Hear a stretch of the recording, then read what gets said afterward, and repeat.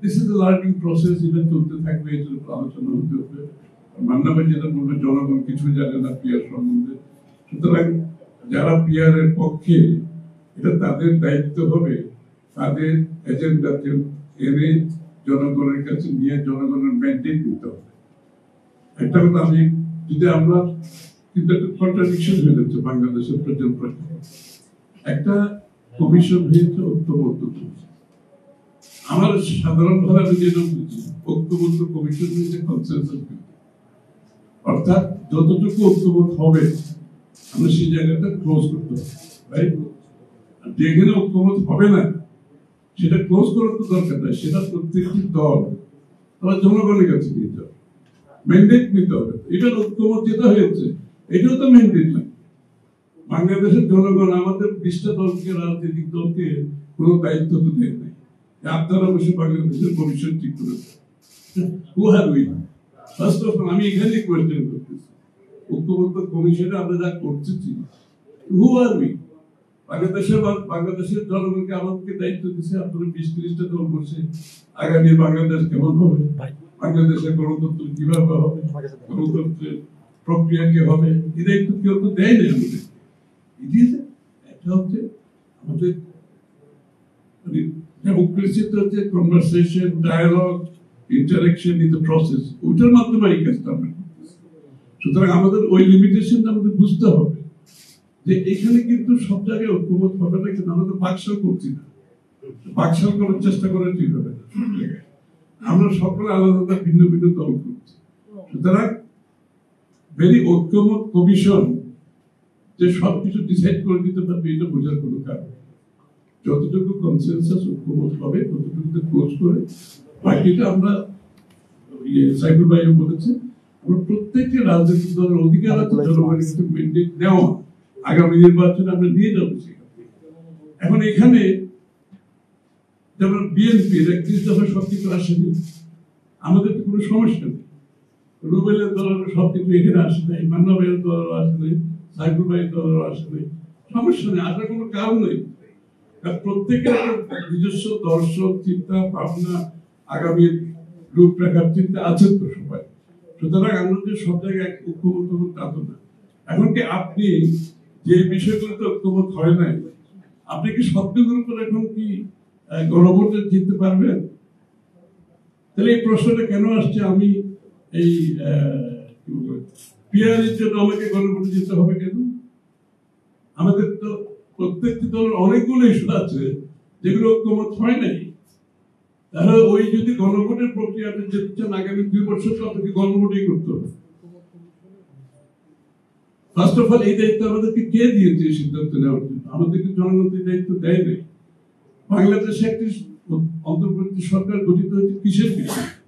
Current সংবিধানের ভিত্তিতে হয়েছে তো, বর্তমান সংবিধানের ভিত্তিতে এই সরকার চলছে। সুতরাং বর্তমান সংবিধানের ভিত্তিতে সরকার চলে, অন্তর্বর্তী সরকার চলে, তাহলে আমাদের গণতান্ত্রিক অর্ডারকে যদি ফিরিয়ে আনতে হয় এবং পরবর্তীতে পরিবর্তন করতে হয়, প্রথম দায়িত্ব হচ্ছে আমাদের বর্তমান সংবিধানের আওতায় নির্বাচন করে গণতান্ত্রিক অর্ডারে আপনাকে আসতে হবে। আপনি once you restore the democratic order, আপনি সেখান থেকে আপনার পাবলিক ডিসকোর্সে বলেন, পার্লামেন্টারি ডিবেটে বলেন, পার্লামেন্টের ভিতরে বাইরে বহু আলোচনার একটা গণতান্ত্রিক দেশের সুযোগ থাকবে। কিন্তু আপনি গণতান্ত্রিক, এখন তো আপনি কোনো গণতান্ত্রিক অর্ডারের মধ্যে নাই, কিন্তু 14 মাস ধরে একটা সরকার আছে, যে সরকারটা কিন্তু কোন রিপ্রেজেন্টেটিভ ক্যারেক্টারের জনগণ নির্বাচিত কোন সরকার না। আমি তো আগে আমার নির্বাচিত একটি সংসদ সরকার গঠন করতে হবে, ডেমোক্রেটিক অর্ডার দেশে ফিরিয়ে আনতে হবে, তারপর থেকে প্রত্যেকটি দলের অধিকার আছে তাদের বিষয়গুলো জনমত সৃষ্টি করার, জনগণের কাছে যাওয়ার, ম্যান্ডেট নেওয়ার, এবং এইটা democracy is a correction process. Democracy is a filtration process. আপনাকে তো এটা তো বিশ্বাস করতে হবে। আমি আজকে আমরা 20টা দল বসে আগামী দিনে 50 বছর বাংলাদেশ সিদ্ধান্ত নেওয়ার অধিকার আমাদের নেই। আপনাকে ডেমোক্রেটিক অর্ডারে গিয়ে ডেমোক্রেটিক প্রসেসের মধ্যে থেকে আপনার কথাগুলো বলতে হবে। জনগণকে আপনার বিষয়গুলোকে নিয়ে আপনি জনগণ সৃষ্টি করতে হবে। এই প্রক্রিয়াতে আমরা বিশ্বাস করলে তাহলে যতটুকু ঐক্যমত হয়েছে সেটাকে আমরা অ্যাকসেপ্ট করে আমরা আমাদের ম্যান্ডেটগুলো জনগণকে দিয়ে ইনক্লুডিং পিয়ার।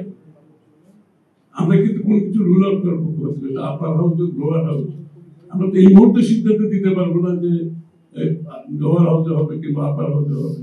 সেটা আপনি নির্বাচিত হয়ে আপনার ম্যান্ডেট নিয়ে সংসদে আলোচনার মাধ্যমে সিদ্ধান্ত দিতে হবে। পিয়ারের মতো অনেক কিছু তো আমরা এখন আনরিজলভ রয়ে গেছে। তো সুতরাং প্রত্যেকটা বিষয়ের উপর যদি আমরা ওই পথে চলি যে এটা হতে হবে সেটা হতে হবে, এটা না হলে গণতন্ত্র হবে না, এই সিদ্ধান্ত তো বাংলাদেশের জনগণের, এটা তো আমাদের কোনো দলের উপর কেউ ন্যস্ত করে, এটা তো বিশ্বাস করতে হবে। যেমন কতগুলো আর্গুমেন্ট আমি শুনলাম যে ওই এলাকাতে মাসেল পাওয়ারের মাধ্যমে যে নির্বাচিত হয়ে যাবে এটার জন্য পিয়ার দরকার। তো আমি যদি বলি কেউ যদি জনপ্রিয়তার মাধ্যমে সংসদ সদস্য হয় তার কি হবে? আমি মাসেল প্লেনের কথা বলছি, ভালো কথা। আর যত একজন মানুষ ইন্ডিপেন্ডেন্ট জনপ্রিয়তার মাধ্যমে তো নির্বাচিত হবে, তার অপশনটা বন্ধ হয়ে যাবে। আপনি মাসেল ম্যানের কথা চিন্তা করে একটা লোক জনপ্রিয়তার মাধ্যমে ইলেক্টেড হয়ে আসবে, ওই অপশনটা ক্লোজ করে দিচ্ছেন বিকজ মাসেল ম্যান। তো why you have a muscle man? রাষ্ট্র কেন আছে? আইন শৃঙ্খলা বাহিনী কেন আছে? দেশের আপনার জুডিশিয়ারি কেন আছে? তাহলে আপনি এগুলোকে বাইরে রাখতে চান রাষ্ট্র কাঠামো থেকে? আপনাকে এইগুলোকে রিফর্ম করতে হবে, এই জায়গাগুলো আপনাকে চেঞ্জ করতে হবে। রুবেল কারেক্টলি বলছে যে আপনি বাংলাদেশে যেখানে আমরা ডেমোক্রেটিক পার্লামেন্টারি প্রসেসটা সাকসেসফুলি অপারেটই করতে পারিনি, ওইটা এগ্রি পার্টলি করেছি, পার্টলি পারিনি, একদম পারিনি তাও না। আমার তো প্রথম দায়িত্ব হবে আমার বর্তমান যে সিস্টেম আছে যে পার্লামেন্টারি প্রসেস, এটাকে ফাংশনাল করা। যে পার্লামেন্টারি কমিটিগুলোকে আমরা কোনোদিন ফাংশনাল হতে দিই না। এই যে আপনারা নিয়োগের কথা বলছে, মান্না ভাই বলছে এটা কি এক্সিকিউটিভরা করবে নাকি কারা করবে নিয়োগের ক্ষেত্রে বিভিন্ন কনস্টিটিউশনাল এবং নন কনস্টিটিউশনাল পজিশনে। Parliamentary committees are doing in the democracy. আমেরিকাতে সিনেট হিয়ারিং হচ্ছে না, এভরি ইম্পর্টেন্ট পজিশন আপনি সিনেট হিয়ারিং হচ্ছে না, লাইভ ব্রডকাস্ট হচ্ছে, সবাই দেখছে। আপনি বাংলাদেশে তো আমরা বলেছি বিএনপির পক্ষ থেকে will go for senate hearing, for parliamentary hearing. কোন পজিশন যদি ইম্পর্টেন্ট পজিশন গুলো হয় যেটা ম্যাটার গণতন্ত্রের জন্য, দেশের জন্য, আপনি পার্লামেন্টারি কমিটি আনেন, হিয়ারিং হোক। হিয়ারিং এর মাধ্যমে আপনি ক্লিন চিট নিয়ে আপনি প্রধান হতে তো পারেন, তাই না? আপনি প্রত্যেকটি ব্যাপারে পার্লামেন্টারি কমিটিগুলো যদি তাদের রোলটা প্লে করতে, এটা democracy, all road leads to parliament, সেটা আপনি বিশ্বাস করতে হবে। আর সেটা যদি আপনি বিশ্বাস না করে পিয়ার পদ্ধতি করেন, যেই পদ্ধতি করেন, রেজাল্ট ইজ সেম, কোনো ডিফারেন্স তো হবে না এখানে। তো ফার্স্ট লেট আস মেক, যেটা ইউকেতে ফাংশন করছে সেটা আমরা তো ইউকে পদ্ধতি ফলো করছি, তাই না? বাংলাদেশে আমি তো ওয়েস্টমিনস্টার কথা বলছি, কিন্তু ওয়েস্টমিনস্টার পুরোটাকে আমরা প্র্যাকটিস করেছি কোনো সময়? করি নাই। এটা সিদ্ধান্ত নিতে হবে যে let us make the parliamentary process fully. আপনি পদায়নের বলেন কিংবা যে কোনো ন্যাশনাল ইস্যুতে আপনি পার্লামেন্টারি কমিটির হাতে তুলে দেবেন। আপনি পার্লামেন্টারি কমিটির তো বলা হয়েছে বিরোধী দলের লোকজন থাকবে, এটা তো সিদ্ধান্ত হয়েছে, আমাদের আলাপ হয়েছে। তাহলে এখানে চেক এন্ড ব্যালেন্স আছে। প্রত্যেকটা পার্লামেন্টারি কমিটিতে সরকারি দল বিরোধী দলের সদস্যরা থাকে, ওখানে কিন্তু কোনো সমস্যা হয় না। আমরা যারা পার্লামেন্টে ছিলাম, পার্লামেন্টারি কমিটির কার্যক্রমের মধ্যে কিন্তু কোনো কনফ্লিক্ট ছিল না, কোনো কনফ্লিক্ট ছিল না। ওই বাইরে এসে কিন্তু প্রেসের সামনে যখন আসে তখন কিন্তু প্রবলেম, কিন্তু ইনসাইড দি পার্লামেন্টারি কমিটিগুলো যেগুলো কাজ করেছে কিন্তু একমত হয়েছে বিশেষ বিশেষ বিষয়গুলো নিয়ে আমরা ঐক্যমত্যে পৌঁছেছি পার্লামেন্টারি কমিটিগুলো। বাট একটা জিনিস যেটা হচ্ছে, এখন আমি মনে করি কি এই কমিটিগুলোর ফাংশনগুলোকে আরো বেশি পাবলিক করা যায়। ফরওয়ার্ড না রেখে যে বিদেশে যেভাবে আপনি পার্লামেন্টারি কমিটিগুলো হিয়ারিং গুলো পাবলিক হয়, এটা যদি আপনি পাবলিক করে দেন তাহলে কিন্তু ভিতরে কি হয়েছে সেটার সাথে বাইরের কি কথাবার্তার যে ব্যবধান সেটা থাকবে না। তো বিসাইডস দ্যাট আমি মনে করি আমাদের এই মুহূর্তে যেটা দরকার সেটা হচ্ছে পার্লামেন্টারি সিস্টেমটাকে আমরা কার্যকর করি। আর এই কার্যকারিতার মাধ্যমে কিন্তু অনেক কিছু বেরিয়ে আসবে। আরো যে সিদ্ধান্তগুলো আমরা এখন একমত ঐক্যমত আসতে পারিনি, সেই জায়গাগুলোতে আমরা ঐক্যমত হওয়ার জন্য পার্লামেন্টারি ডিবেটের মধ্যে আলোচনা হোক, পাবলিক ডিসকোর্সে হোক, সিভিল সোসাইটিতে আলোচনা হোক। আপনি যখন একটা গণতান্ত্রিক প্রক্রিয়া অর্ডারে যাবেন, এটা তো অনেকগুলো প্রক্রিয়ার মাধ্যমে সিদ্ধান্তগুলো আসার সুযোগ আছে। উইনার টেকস অল যে কনসেপ্টটা আছে, এখান থেকে আমাদেরকে বেরিয়ে আসবে। এই যে যারাই জিতে তাদের সবকিছু, তাদের সরকার, তাদের দেশ, এই মানসিকতা যদি আপনার না থাকে, আপনি যদি বিরোধী দলের নেতাকে তার জায়গায় সম্মান দেন, বিরোধী দলের সংসদ সদস্যদের তাদের সম্মানটা দেন, তাদের ইন্ডিপেন্ডেন্সটা দেন, তার কথা বলার স্বাধীনতা দেন, তাহলে প্রবলেম সলভ। এখানে কোন প্রক্রিয়া যাবেন না যাবেন ওটা তো আমি তো আগেই বলেছি, কোনো কিছু রুল আউট করে যাবো। কারণ আপনি ডেমোক্রেসিতে রুল আউট করার অধিকার কোন দলের, আমাদেরও নেই, অন্যদেরও নেই। পাবলিক ডিসকোর্স আলোচনা হোক, পাবলিক ওপিনিয়ন ক্রিয়েট হোক, যেগুলো পাবলিকের জনমতের রিফ্লেকশন ঘটবে সেগুলো সমাধান হবে। আর যেগুলো অব্যাহত হবে ডিসকোর্স চলবে, আলোচনায় থাকবে এগুলো।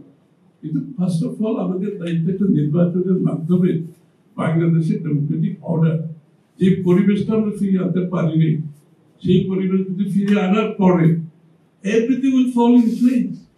বাকিগুলো তো হচ্ছে, এটা হচ্ছে একটা ডেমোক্রেটিক অর্ডারের মধ্যে যেটা পরিবর্তন। আমি আগেও correction process, democracy is a filtration process. এটা তো ডেমোক্রেটিক প্রক্রিয়ার মাধ্যমে হতো, election after election after election, free fair election.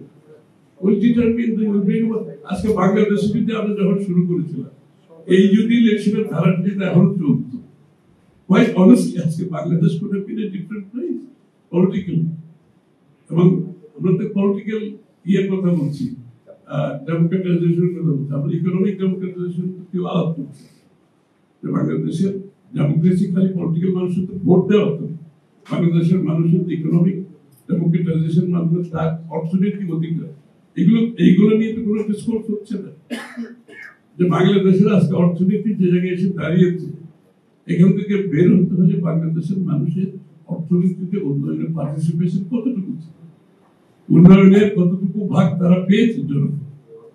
আসলে কি কোনো পলিটিক্যাল ডিসকোর্স এগুলো আছে? আমাদের পলিটিক্যাল কালচার তো চেঞ্জ করতে হবে, আমাদের টলারেন্স থাকতে হবে, একের অপরের প্রতি টলারেন্স থাকতে হবে, একে অপরের মতের প্রতি আমাদের রেসপেক্ট থাকতে হবে। আপনি ভিন্ন মত পোষণ করেও আরেকজন লোককে আমরা রেসপেক্ট করতে পারলে অনেক সমস্যা তো সমাধান। আমরা পলিটিক্যাল কালচারের কথা বলছি না, সিস্টেম চেঞ্জ করো, এটা চেঞ্জ করো, সব সময় হবে না।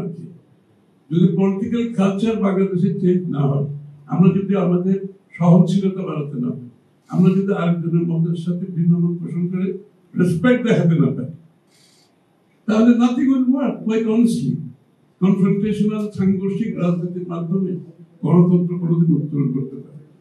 আমি গণতন্ত্রের জন্য সেই পরিবেশ সৃষ্টি করতে হবে। Thank you very much.